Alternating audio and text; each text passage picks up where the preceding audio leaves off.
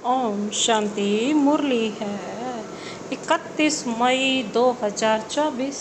बाप दादा के मधुर महावाक्य। मीठे बच्चे, बाप आए हैं कांटों को फूल बनाने। बाप आए हैं कांटों को फूल बनाने। सबसे बड़ा कांटा है देह अभिमान। इससे ही सब विकार आते हैं, इसलिए देही अभिमानी बनो। बाप आए हैं कांटों को फूल बनाने। बाबा कहते सबसे बड़ा कांटा क्या है? यह है देह अभिमान। इससे ही सब विकार आते हैं, इसलिए देही अभिमानी बनो। आज का प्रश्न, भक्तों ने बाप के किस कर्तव्य को न समझने के कारण सर्वव्यापी कह दिया है? भक्तों ने बाप के किस कर्तव्य को न समझने के कारण सर्वव्यापी कह दिया है? बाबा ने उत्तर दिया, बाप बहुरूपी है। जहाँ आवश्यकता होती सेकंड में किसी भी बच्चे में प्रवेश कर सामने वाली आत्मा का कल्याण कर देते हैं, भक्तों को साक्षात्कार करा देते हैं। वह सर्वव्यापी नहीं, लेकिन बहुत तीखा रॉकेट है। बाप को आने जाने में देरी नहीं लगती। बाबा को तो आने जाने में देरी नहीं लगती, 1 सेकंड लगता है। इस बात को न समझने के कारण भक्त लोग सर्वव्यापी कह देते हैं। बाबा कहते हैं, बाबा क्या है? किस कर्तव्य को न समझने के कारण क्या कह देते हैं? सर्वव्यापी। बाप बहुरूपी है। जहाँ आवश्यकता होती सेकंड में किसी भी बच्चे के पास बाबा पहुँच सकते हैं, कल्याण कर सकते हैं, भक्तों को साक्षात्कार करा देते हैं। वह सर्वव्यापी नहीं, लेकिन बहुत तीखा रॉकेट है। बाप को आने जाने में देरी नहीं लगती। इस बात को न समझने के कारण भक्त लोग सर्वव्यापी कह देते हैं। ओम शांति। यह है छोटा सा गुलशन, ह्यूमन गुलशन। बगीचे में तुम जाओ तो उसमें पुराने झाड़ भी होते हैं, किस्म किस्म के। कहाँ मुखड़ियाँ भी होती हैं, कहाँ आधी खिली हुई मुखड़ियाँ होती हैं। यह भी बगीचा है। अब यह तो बच्चे जानते हैं, यहाँ आते हैं कांटों से फूल बनने। बाबा कहते, श्रीमत से हम कांटे से फूल बन रहे। कांटे जंगल के हैं, फूल बगीचे में होते हैं।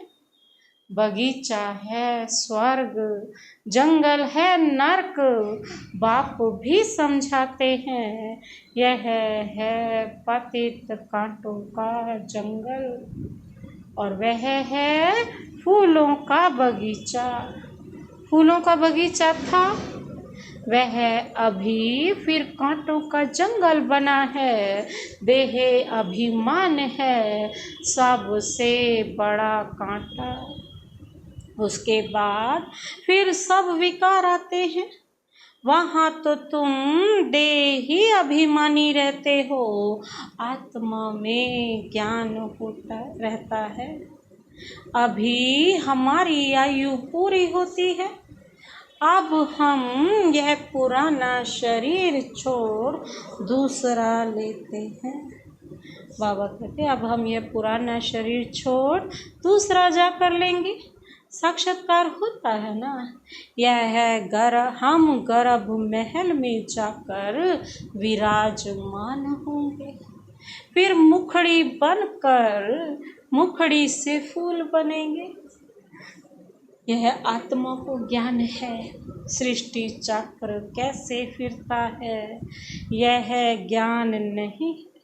सिर्फ यह ज्ञान रहता है कि यह शरीर पुराना है, इसको अब बदलना है, अंदर में खुशी रहती है। कलयुगी दुनिया की कोई भी रस्म आदि वहाँ होती नहीं, यहाँ होती है लोक लाज कुल की मर्यादा। फर्क है ना, वहाँ की मर्यादा को सत्य मर्यादा कहा जाता है। बाबा कहते यहाँ तो है असत्य मर्यादा, सृष्टि तो है ना। बाप आते ही हैं जबकि आसुरी संप्रदाय है, उसमें ही दैवी संप्रदाय की जब स्थापना हो जाती है तब विनाश होता है। तो जरूर आसुरी संप्रदाय है, उसमें ही दैवी गुण वाली संप्रदाय स्थापना हो रही है। बाबा कहते यह भी समझाया है योग बल से, तुम्हारे जन्म जन्मांतर के पाप नष्ट होते हैं। इस जन्म में भी जो पाप किए हैं वह भी बताने पड़े। उसमें भी खास है विकार की बात, याद में है बल। बाप है सर्वशक्तिमान, तुम जानते हो जो सर्व का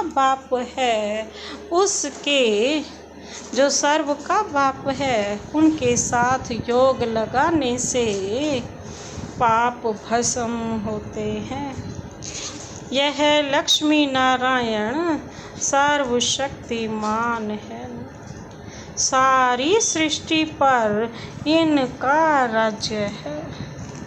बाबा कहते सारी सृष्टि पर इनका ही राज्य है,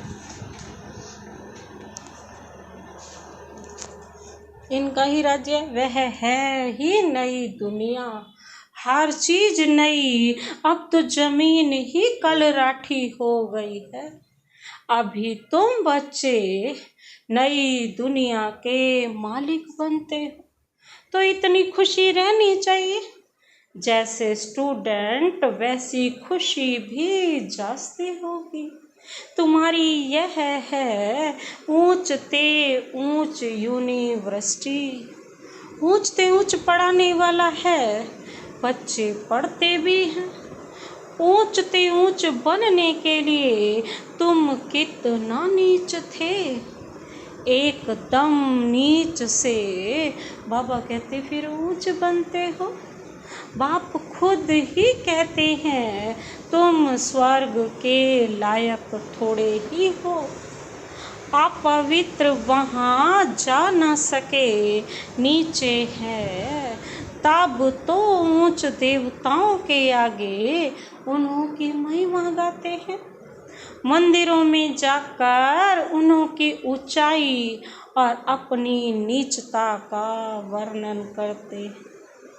फिर कहते हैं रहम करो तो हम भी ऐसे ऊंच बन, उन्हों के आगे माथा टेकते हैं।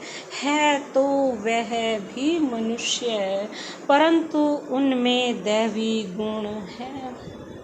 मंदिरों में जाते हैं, उन्हों की पूजा करते हैं कि हम भी उन्हों जैसे बने। यह कोई को पता नहीं है कि उन्हों को ऐसा किसने बनाया। तुम बच्चों की बुद्धि में सारा ड्रामा बैठा हुआ है। कैसे इस दैवी झाड़ का सैपलिंग लगता है।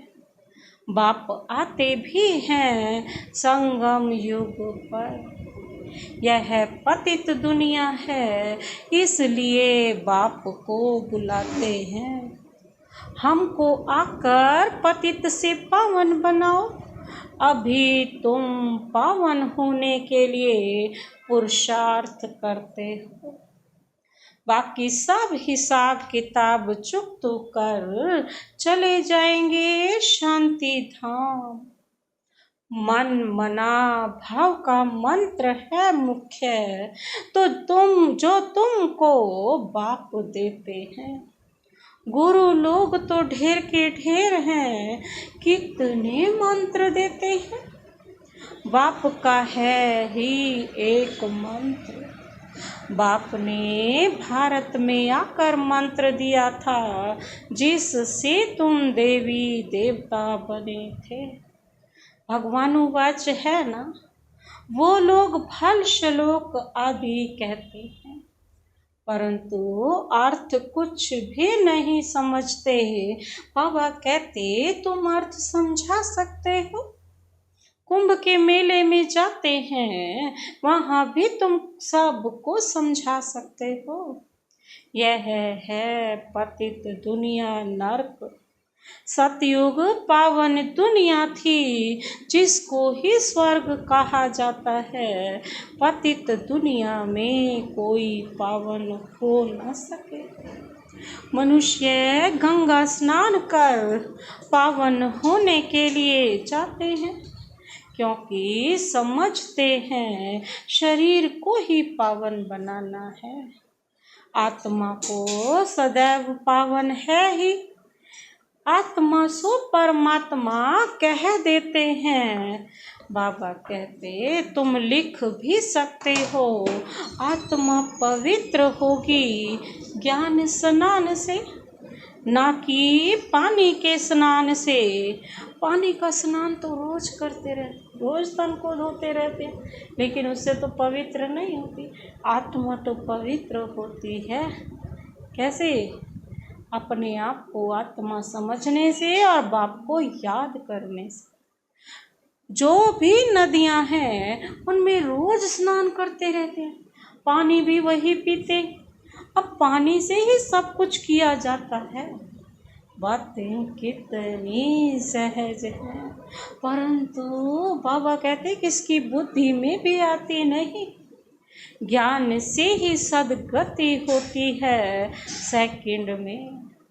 फिर कहते हैं ज्ञान इतना अथाह है, जो सारा समुद्र स्याही बनाओ, जंगल को कलम बनाओ, धरती को कागज बनाओ, फिर भी गुरु का ज्ञान लिखा नहीं जा सकता, तो भी अंत नहीं हो सकता। बाप भिन्न भिन्न पॉइंट्स तो रोज समझाते रहते हैं। आज तुमको बहुत गुह्य बातें सुनाता हूँ। बच्चे कहते हैं पहले क्यों नहीं सुनाया? अरे पहले कैसे सुनाएंगे? कहानी शुरू से लेकर नंबर वार सुनाएंगे ना। पिछाड़ी का पार्ट पहले कैसे सुना सकेंगे? यह भी बाप सुनाते रहते हैं। यह है सृष्टि चक्र के आदि मध्य अंत का राज तुम जानते हो। तुमसे कोई भी पूछे तो तुम झट रिस्पॉन्स कर सकते हो। बाबा कहते तुम्हारे में भी नंबर वार है। जिनकी बुद्धि में बैठा हुआ है तुम्हारे पास आते हैं, पूरा रिस्पॉन्स नहीं मिलता है, तो बाहर जाकर कहते हैं यहाँ तो पूरी समझानी नहीं मिलती है। फालतू चित्र रखे हैं, इसलिए उन्हें समझाने वाले बड़े अच्छे चाहिए, नहीं तो वह भी पूरा समझते नहीं है। समझाने वाले भी पूरा नहीं, तो जैसे को तैसा मिला। बाप कहते हैं कहाँ कहाँ हम देखते हैं आदमी बड़ा समझदार है, बच्चे इतने श्रूड होशियार नहीं, तो फिर हम ही उनमें प्रवेश कर मदद कर लेते हैं। क्योंकि बाप तो है बहुत छोटा रॉकेट, आने जाने में देरी नहीं लगती है। उन्होंने फिर बहुरूपी व सर्वव्यापी की बात उठा ली है। यह तो बाप तुम बच्चों को बैठ समझाते। कोई कोई आदमी अच्छे होते हैं तो उन्हों को समझाने वाले भी ऐसे चाहिए। आजकल तो कोई छोटेपन से ही शास्त्र कंठस्थ कर लेता है। और कहते हैं छोटेपन से ही शास्त्र कंठ कर लेते हैं, क्योंकि आत्मा संस्कार ले जाती है, ले आती है ना। कहाँ भी जन्म लें फिर वहाँ वेद शास्त्र आदि पढ़ने लग पड़ेंगे। कहते भी है ना, अंतमति सो गति होती है ना। आत्मा संस्कार ले जाती है ना। अभी तुम बच्चे समझते हो, आखिर वह दिन आया आज। बाबा कहते तुम समझते हो ना कि आत्मा क्या है, आखिर वह दिन आया आज। आत्मा परमात्मा से मिलन मना रही है। जो स्वर्ग के द्वार सच सच खुलते हैं, नई दुनिया की स्थापना, पुरानी दुनिया का विनाश होना है। मनुष्यों को तो यह भी पता नहीं कि स्वर्ग नई दुनिया में होता है। तुम बच्चे ही जानते हो, हम सच्ची सच्ची सत्यनारायण की कथा व अमरनाथ की कथा सुन रहे हैं। एक ही कथा, सुनाई भी एक ने ही है। कथा भी एक है, सुनाने वाला भी एक है। फिर उसके शास्त्र बनाए हैं, दृष्टांत सब तुम्हारे हैं। जो फिर भक्ति मार्ग में उठा लिए हैं, तो संगम पर बाप ही आकर सब बातें समझाते हैं। यह है बड़ा भारी बेहद का खेल है। इसमें पहले है सतयुग, त्रेता राम राज्य, फिर होता है रावण राज्य। यह ड्रामा बना हुआ है। इनको अनादि अविनाशी कहा जाता है।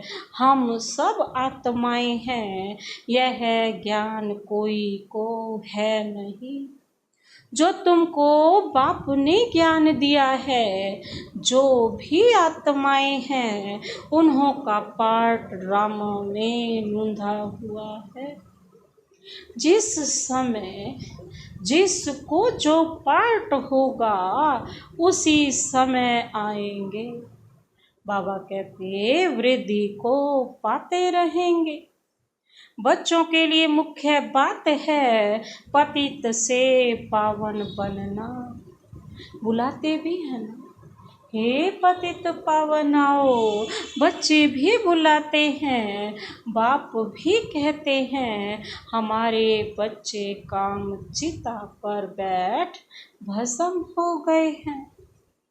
यह है यथार्थ बातें।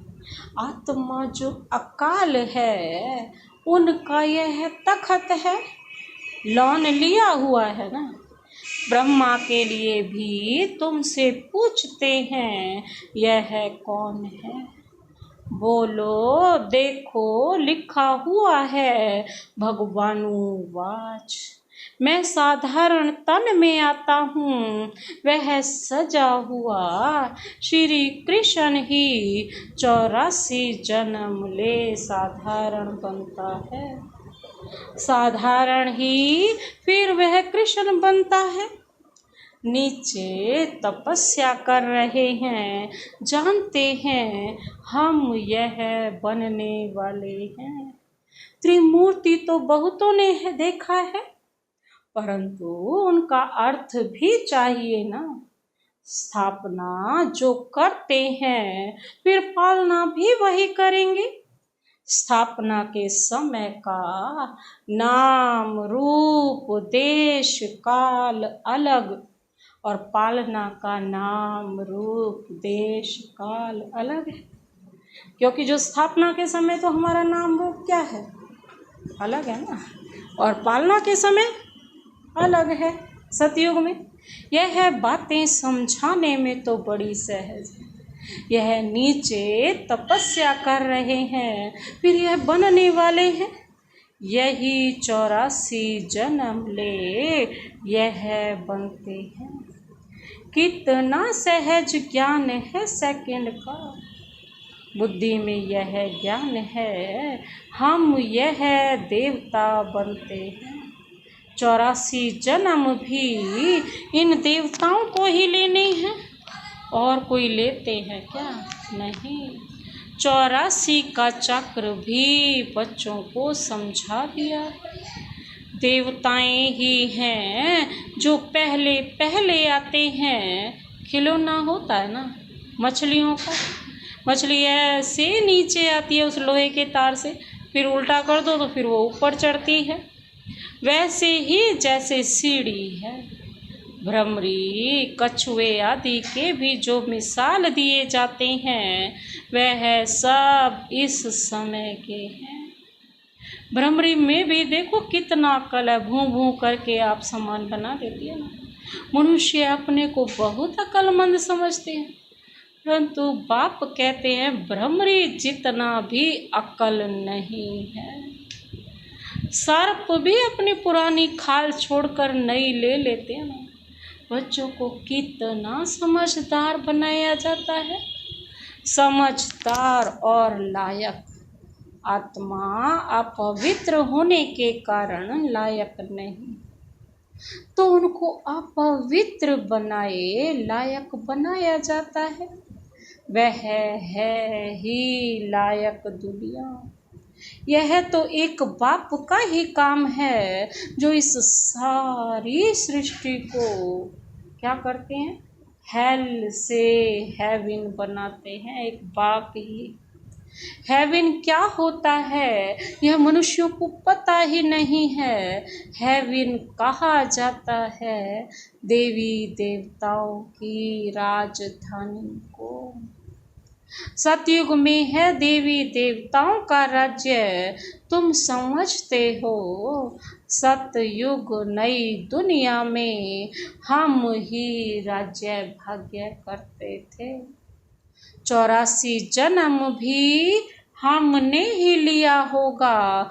कितना बार राज्य लिया है और फिर गवाया है, यह भी तुम जानते हो। राम मत से तुमने राज्य लिया है, रावण मत से राज्य गंवाया है। अभी फिर ऊपर चढ़ने लिए तुमको राम मत मिलती है, गिरने लिए नहीं मिलती है, चढ़ने के लिए मत मिलती है। बाबा देते ही ऊंचाई के लिए, चढ़ने के लिए, श्रेष्ठ बनने के लिए। समझाते तो बहुत अच्छी तरह से हैं, परंतु भक्ति मार्ग की बुद्धि बड़ी मुश्किल चेंज होती है।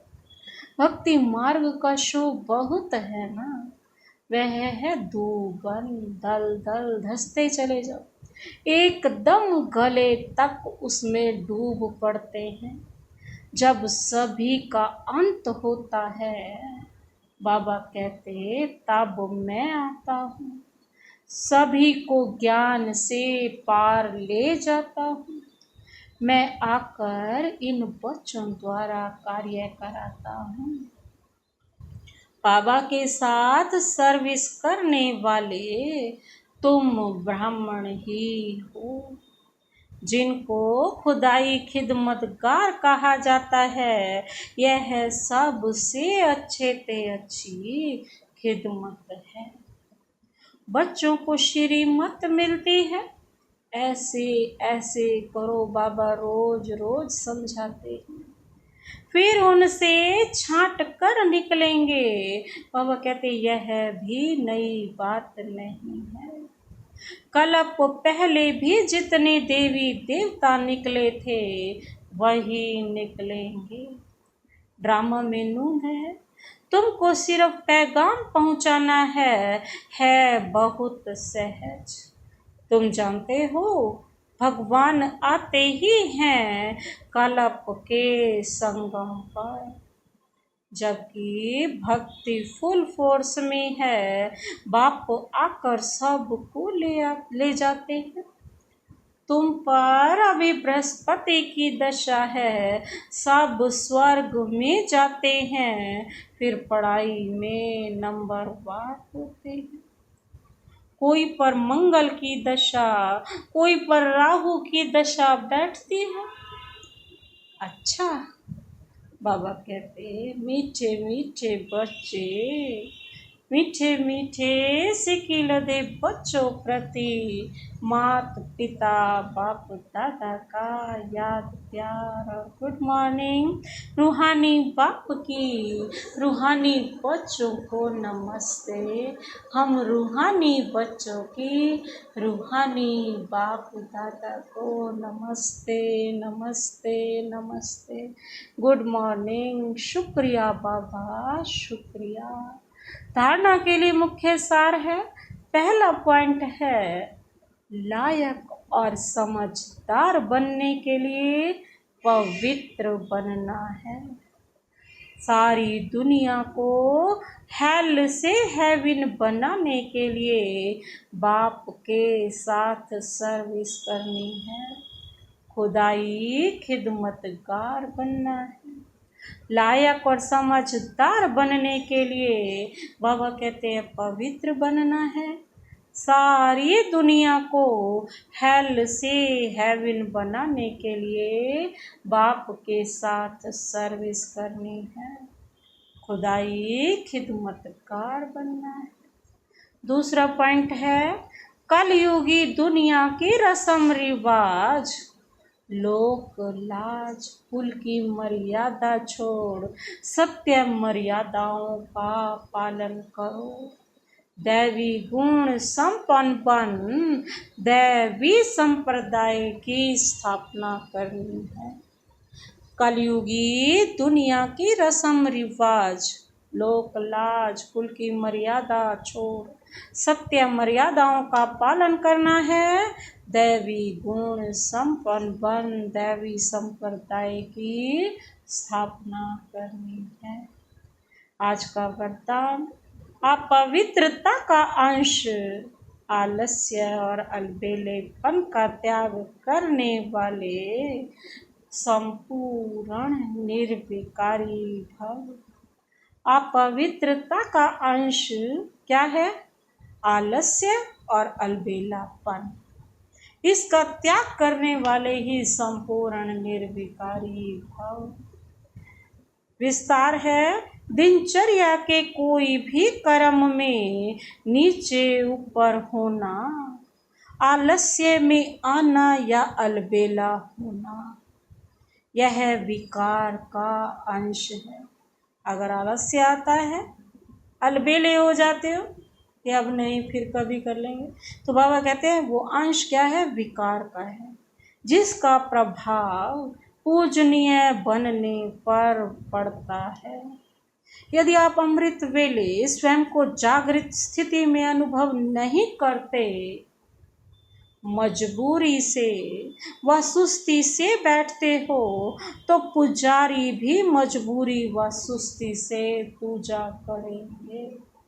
कहते जितने एक्टिव होकर के बैठेंगे अमृत वेला, उतना ही पुजारी भी खुशी से पूजा करेंगे। तो आलस्य व अलबेलेपन का भी त्याग कर दो, तब संपूर्ण निर्विकारी बन सकेंगे। आज का स्लोगन, सेवा भले करो लेकिन व्यर्थ खर्च नहीं करो। बाबा कहते सेवा भले करो लेकिन व्यर्थ खर्च नहीं करो। अच्छा, ओम शांति।